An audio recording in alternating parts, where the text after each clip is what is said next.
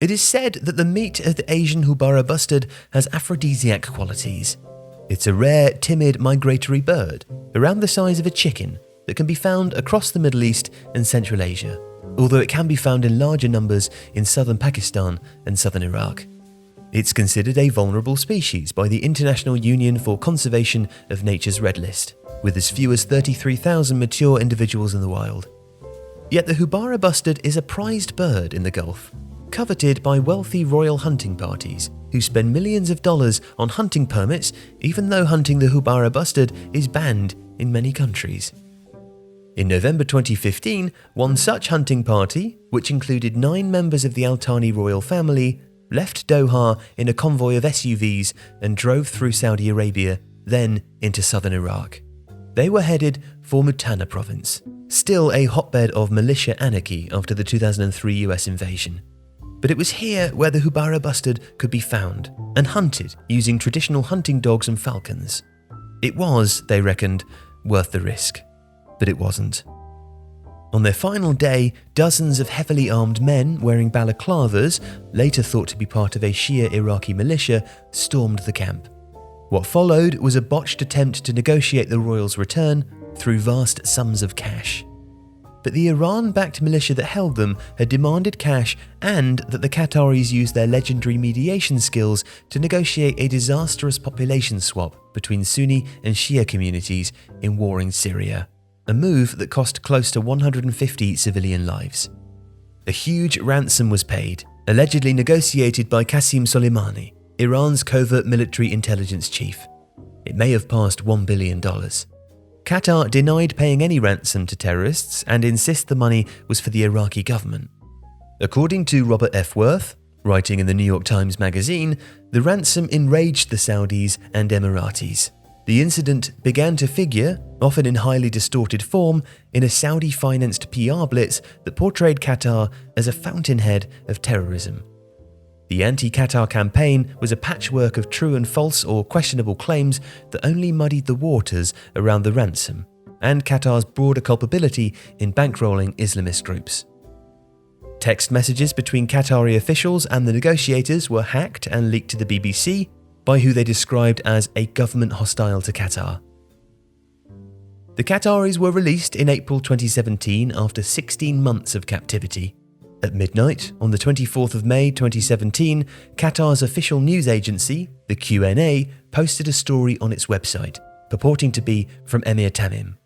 The story quoted the Emir lavishing praise on Iran, the Muslim Brotherhood, and Hamas, whilst also criticising the recently elected US President Donald J. Trump. It was only up for a few minutes, but the damage had been done. Qatar's neighbours, specifically the UAE and Saudi Arabia, were furious that the Emir had praised the exact groups and countries that they viewed as existential threats. Over the following days, they built a coalition of countries to isolate Qatar, both diplomatically and physically, blockading it by sea and air. According to some US officials, there was even a plan to invade Qatar via its one land border with Saudi Arabia.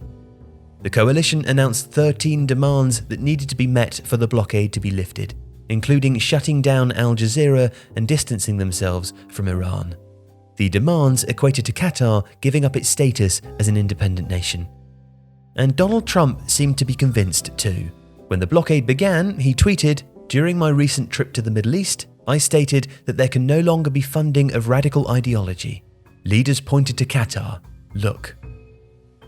A week after the start of the blockade, Mohammed bin Salman was officially elevated by his father to Crown Prince, replacing his cousin Mohammed bin Nayef. Mohammed bin Salman would later have him arrested for treason.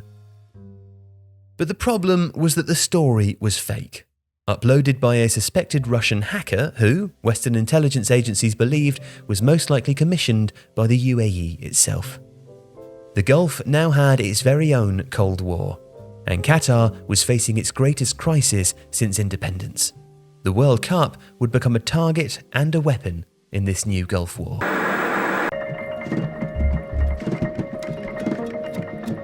With the land border with Saudi Arabia closed, supermarket shelves in Doha emptied. Flight plans had to be rerouted. New shipping supply chains had to be built via Oman to keep the raw materials that were needed to build the World Cup flowing.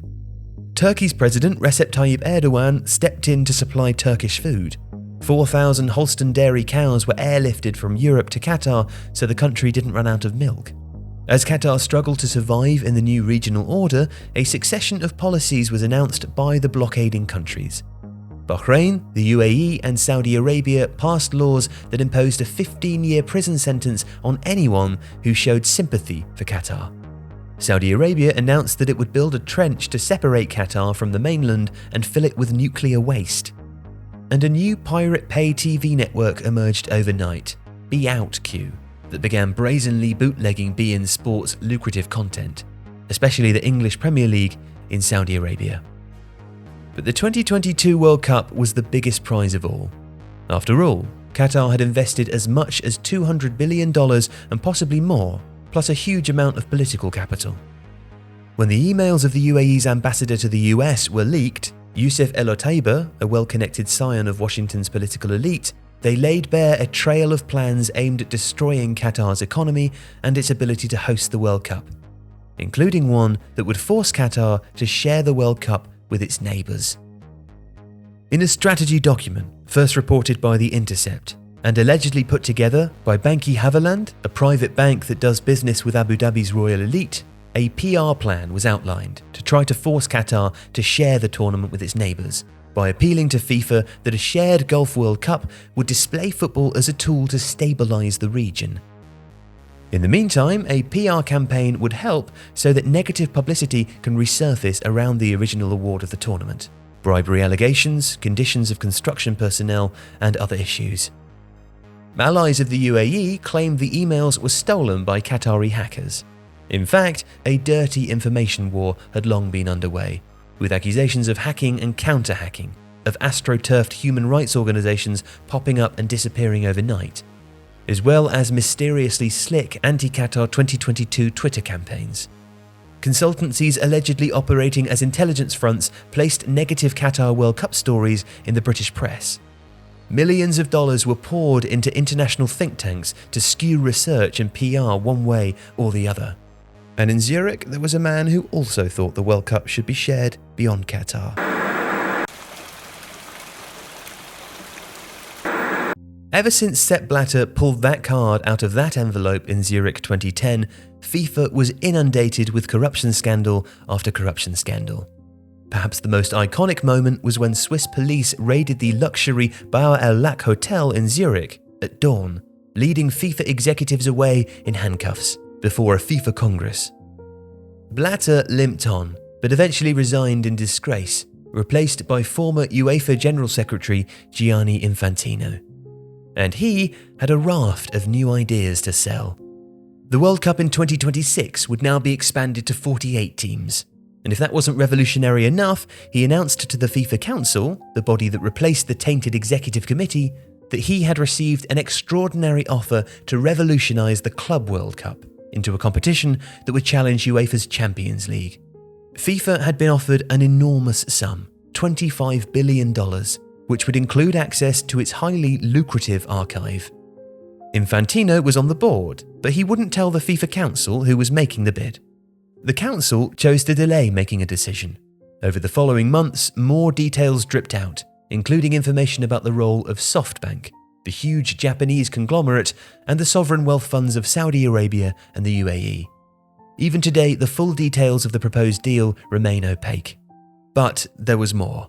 Infantino now wanted a 48-team World Cup in Qatar. Now, this made little sense, as it would be impossible for Qatar to host an enlarged tournament at such short notice. So, Infantino suggested that Qatar might consider sharing it with its neighbours. In 2018, Infantino addressed the leaders of the G20 Buenos Aires. Mohammed bin Salman, who Infantino had smiled and joked with at the opening of the 2018 World Cup in Russia, alongside Vladimir Putin a few months earlier, was among them. Maybe, if football makes dreams come true, in 2022 we could also experience a World Cup in Qatar as well as, why not, some games in other countries of the Arabian Gulf. But this is another story, hopefully one with a happy end. Inshallah, he said. Later, he told The Guardian that expanding and sharing the World Cup could help bring peace in the Gulf. If any discussion around the World Cup can help in any way whatsoever to make the situation evolve in that region with regard to Saudi Arabia, it's a nice impact maybe. But the problem was that Mohammed bin Salman was now kryptonite. He had burst onto the scene as a can-do reformer, wowing Western politicians and financial institutions. But there was a dark side. He had embarked, alongside the UAE's Mohammed bin Zayed, on a ruinous war in Yemen, using British and American weapons that killed thousands of civilians and brought famine and chaos to the country. He had cracked down on internal opposition, locking up hundreds of tycoons and political rivals in the Ritz-Carlton Riyadh, ostensibly as part of an anti-corruption drive to seize billions of dollars of assets. Some social reforms were enacted, like women being allowed to drive, but the activists who campaigned for them were often jailed and allegedly tortured. And then, of course, there was the murder of Saudi dissident journalist Jamal Khashoggi. A few weeks before Infantino and Mohammed bin Salman embraced in Buenos Aires, Khashoggi was lured to the Saudi consulate in Istanbul, tortured, murdered, and dismembered by a 15-man assassination squad. His remains have never been found. The Saudi authorities furiously denied that they were responsible, but would eventually blame the killing on rogue Saudi agents, who were closely linked to Mohammed bin Salman's inner circle. 5 low-ranked members of the hit squad were sentenced to death in a Saudi court, later commuted to lengthy jail terms, but those closest to the Crown Prince were cleared. No one has been executed for the crime. Mohammed bin Salman himself would later take responsibility for Khashoggi's death, but denied that he ordered it. The CIA later concluded he most likely ordered the killing. So there would be no new Club World Cup for now, nor an expanded World Cup in 2022. Qatar appeared to have weathered the storm. And even Donald Trump changed his tune, inviting Emir Tamim to the White House. "Tamim, you've been a friend of mine for a long time, before I did this presidential thing, and we feel very comfortable with each other," Trump said, as the two sat in front of the cameras. They had just signed a $300 million weapons deal. If you like this video, please consider subscribing to the channel.